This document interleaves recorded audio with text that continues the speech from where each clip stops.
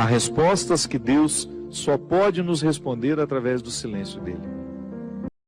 Bem-vindo ao canal Deus no Controle. Isso é mão de Deus também nos sustentando. Que às vezes a gente tem a ilusão, e isso é fruto de uma visão ingênua. Infelizmente, o discurso religioso ao longo da nossa vida pode nos colocar visões ingênuas de que Deus vai fazer tudo por nós, de que Deus faz isso, que Deus faz aquilo.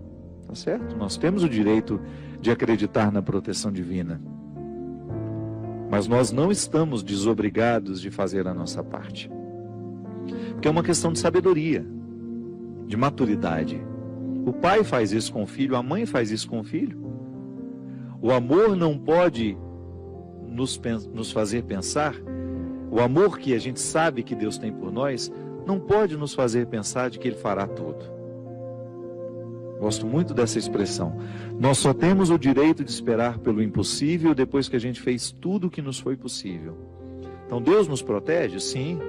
Está gostando do vídeo? Clica no like para sabermos que você quer ver mais vídeos como esse. Mas Ele também pede que eu faça a minha parte nessa proteção.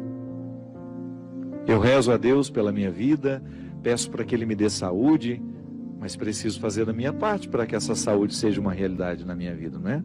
O cuidado que eu tenho comigo é uma expressão dessa minha parte, do milagre que eu preciso realizar diariamente.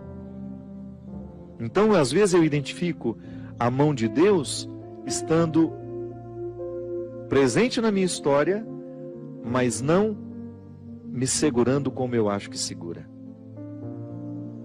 Sim, alguns desamparos são importantes demais no nosso processo humano. Seria muito interessante se a gente aprendesse isso desde o berço, mas infelizmente não. Então nunca é tarde para a gente aprender. A desproteção que às vezes nós sentimos na vida também é a mão de Deus, porque aquele que ama desprotege. Para que você fique exposto àquilo que você precisa viver e experimentar, sozinho. A presença dele sempre nos olhando, sempre nos orientando. Porque isso é muito interessante. Quanto mais a gente cresce, quanto mais a gente amadurece na nossa experiência com Deus, maior é a capacidade que a gente tem de ouvir e compreender a voz dele na nossa história. Então, Deus me protege assim, mesmo quando ele está distante. Sabe? Não é que ele fica distante, é que nós nos sentimos por causa das situações da vida. O contexto desfavorece perceber essa presença intensa na nossa vida. Então, aquele momento de desconsolo, meu Deus, parece que eu estou abandonado pelo Senhor. Não é não. Esse desconsolo faz parte dessa proteção dele na nossa vida. Porque quem ama sabe muito bem que o amor também precisa passar pela dura experiência da desproteção. Porque excesso de amor desprotege. Não é assim que funciona?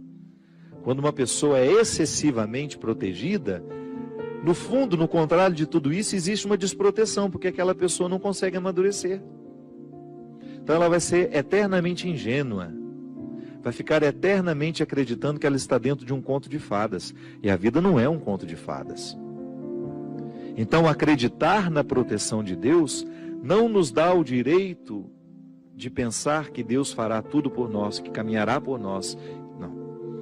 Ele vai estar sempre nos fortalecendo à frente dessas batalhas que nós precisamos enfrentar, mas nós estaremos na responsabilidade de realizar a parte que nos cabe. Foi assim com Moisés. Essa música cita Moisés, né? Foi essa mão que ajudou Moisés a dividir o mar em dois.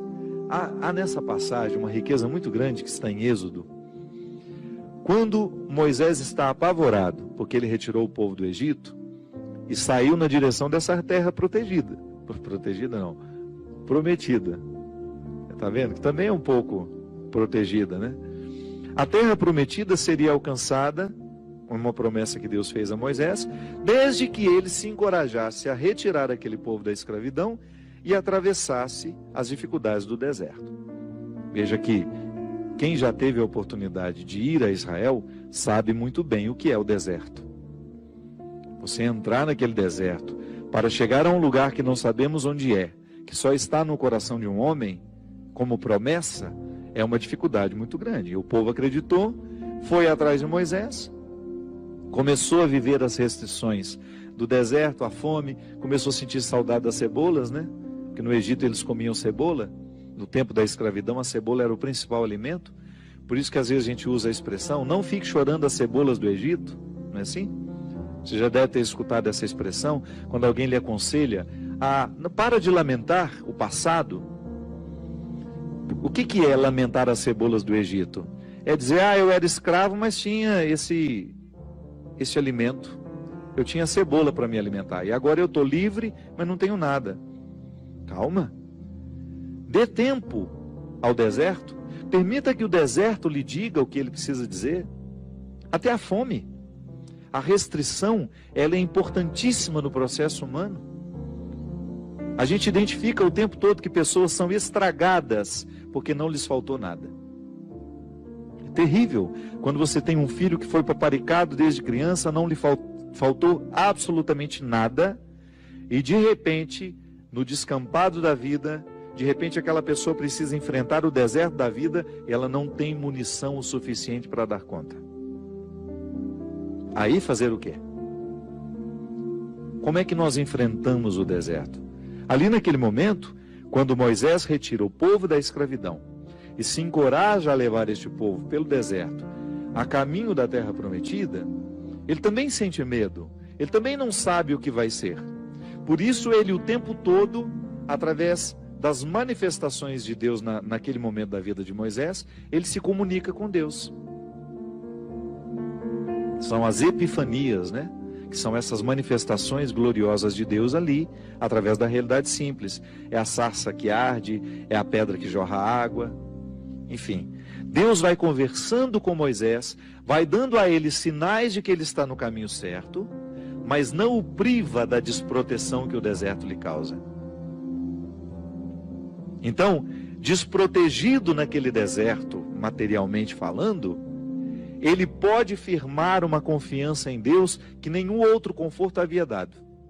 Está vendo como é interessante? Como a desproteção, a aparente desproteção, ela tem todo um cuidado reservado e de bastidores ali.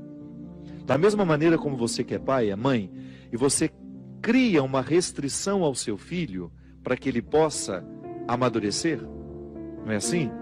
Às vezes você retira alguma coisa do seu filho para que ele sinta realmente a falta, para que depois ele tenha condições de valorizar depois. Volto a dizer, muitas pessoas dão errado na vida porque não lhes faltou nada. Aí você observa que quando falta demais também pode causar um desequilíbrio, uma falta de confiança na vida, nas pessoas. Enfim, é o equilíbrio que dá certo. Quando você começa a educar, colocando proteção e aparentes desproteções, onde aquela pessoa terá de enfrentar a situação sozinha, ainda que você esteja vendo de longe. Eu enfrentei situações na minha vida extremamente difíceis, que não bastava o outro dizer, eu estou aqui. Por quê? Porque elas eram minhas. Até ajuda. Você olhar para o lado, saber que tem um amigo com você, que existe uma mãe, que existe um pai, um irmão. Mas em muitos momentos da nossa vida, este calvário é para ser vivido na solidão. É quando eu preciso viver essa sensação de estar desprotegido, da mesma maneira como Moisés viveu, ao pisar os desconfortos do deserto, ao enfrentar aqueles desconfortos, ele compreendeu o que é a condição humana. Então eu também faço essa experiência. Você faz. Eu não quero passar a vida em brancas nuvens, não quero mesmo. E é por isso que desde muito menino, quando a vida me era difícil, eu encontrava alguma coisa naquele desconforto que me fazia pensar mais alto, que me fazia pensar além. Moisés, vivendo o desconforto do deserto, precisava convencer os que estavam ao lado dele de que aquele desconforto valeria a pena. Mas alguns queriam voltar para a escravidão. Olha como a fraqueza humana está muito presente na nossa vida no momento do desconforto. Quanta gente, vou dar um exemplo simples para você entender. Existem pessoas que precisam romper com namoros que são terríveis, desastrosos. Aquela pessoa só faz mal a você, você sabe disso, mas você tem um vínculo com ela, você tem necessidade afetiva, você não consegue romper aquele namoro. Então, você, de repente, você se encoraja, você fica com tudo claro diante de você, essa pessoa não me faz bem, eu não posso me casar com essa pessoa, porque se no tempo do namoro já está assim, imagina na época do meu casamento, depois no meu tempo de casado, vai virar um inferno pior ainda do que já é. Aí você se encoraja, motivado por pessoas que estão ao seu lado, a romper. Aí é terrível no dia que você rompe. O sofrimento é cruel dentro de você. Parece que você nunca mais vai se recuperar, que você só pensa naquela pessoa. Por quê? Porque apesar dela te fazer tão mal, você tem um vínculo doentio com ela, de dependência afetiva. Você sabe que ela te faz mal, mas você não sabe viver sem ela. Aí você começa a dar passos. A primeira semana é horrível. Você sofre, você chora, você não pode ouvir a música, você não pode sentir o cheiro, você não pode ver aquele pedacinho de não sei o que ele esqueceu lá na sua casa, que tudo aquilo é terrível. Mas de repente você começa a dar passos de libertação. É como se você estivesse andando na direção de uma terra que só vai te fazer bem. E um mês depois aquele sofrimento ficou melhor, 2 meses depois aquele sofrimento melhor, e de repente você não está nem mais lembrando. Claro que ainda existe ali um vínculo silencioso sendo desarmado, porque a dependência afetiva, ela não morre da noite para o dia. A gente precisa, é como se você fosse sufocando uma célula cancerosa com o processo da quimioterapia, sabe? Que você vai retirando a vida da célula cancerosa, que é a célula que nos mata. Aí digamos que 3 meses depois, você encontra de novo com aquela pessoa e você tem aquela famosa recaída. Aí pronto. O castelo que você estava construindo, o chão que você tinha andado, que tinha sido tão difícil, você joga fora e você volta para o Egito, você volta para a escravidão. Você faz o mesmo que os companheiros de Moisés queriam fazer, voltar a comer a cebola, voltar a comer o alimento podre, estragado. Aí você reata aquele relacionamento, porque ele é doentio e você não cuidou da devida distância que você deveria manter. Porque quando você tem essa dependência afetiva, você tem que estabelecer a distância, porque senão você não se cura. Você tem que parar de querer saber da vida daquela pessoa, porque senão você não se cura. Você precisa parar de ficar fuçando o Facebook dela, porque senão você não se cura.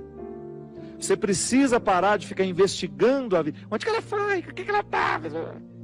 Você tem que cessar todos os pontos que podem lhe fazer querer voltar para o Egito. Porque senão você nunca vai se libertar. Aí 3 meses depois você está bela e formosa já, matando a célula cancerígena, você vai dar mais uns beijos na boca, volta àquela dependência horrorosa e o inferno retorna na sua vida. Na sua primeira semana é até bom que está tudo voltando. Daqui a pouco, minha filha, você está no inferno pior do que você estava 3 meses atrás. É assim.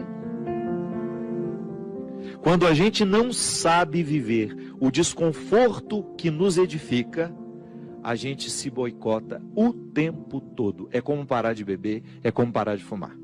Você fica sem fumar 1 ano e você comemora porque você parou de jogar aquela toxina cancerígena no seu organismo e de repente você vai lá e acende um cigarro de bobeira e aquele vício volta como se fosse um monstro capaz de te comer inteiro. Pronto. Todo aquele sacrifício que você fez dos primeiros dias sem fumar vão para o saco. Por quê? Todo aquele sacrifício vai para o saco. Por quê? Porque você não foi capaz de viver o desconforto de renunciar. Minha gente, é impressionante como essa mão de Deus nos auxilia assim, nos fazendo conscientes do que nós precisamos romper na nossa vida. São situações que a gente precisa estabelecer limites para elas, porque senão a gente não vai ser curado nunca.